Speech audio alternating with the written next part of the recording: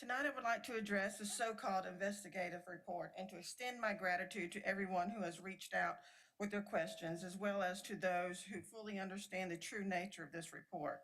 Thank you for your support in recognizing that this is nothing more than a political hit job and an instance of campaign interference, what one individual aptly referred to as the old October surprise. It is no secret that Mayor Higdon and Commissioners Gardner, McCool, and Urban harbor a deep animosity towards me.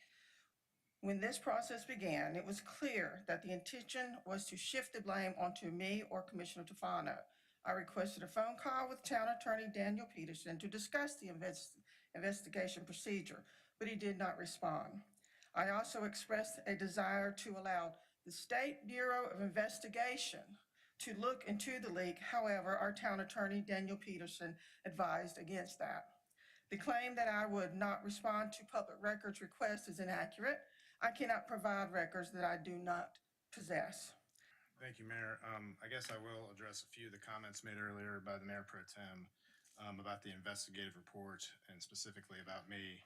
I will not go through the findings and the conclusions as the report addresses that in full. I would just kind of go through a couple of comments and say that one, the impetus of the investigation was the sworn testimony of who the report identifies as person one on August 21st, 2025. Then that was a Thursday.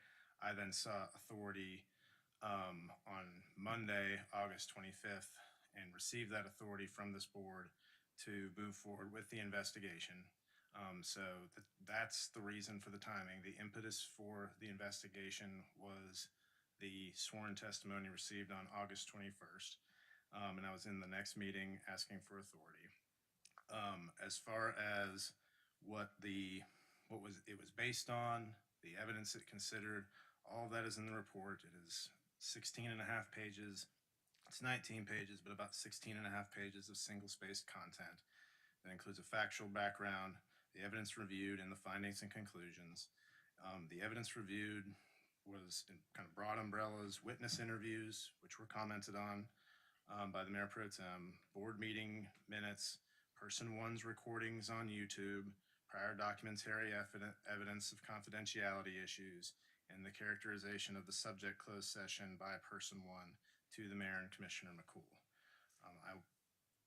Just as a kind of point of just law, the SBI, this whole notion of referring this to the SBI, as was correctly noted, there was not a crime investigated here. The SBI is a criminal investigatory agency and therefore is not the internal affairs department for the town of Matthews.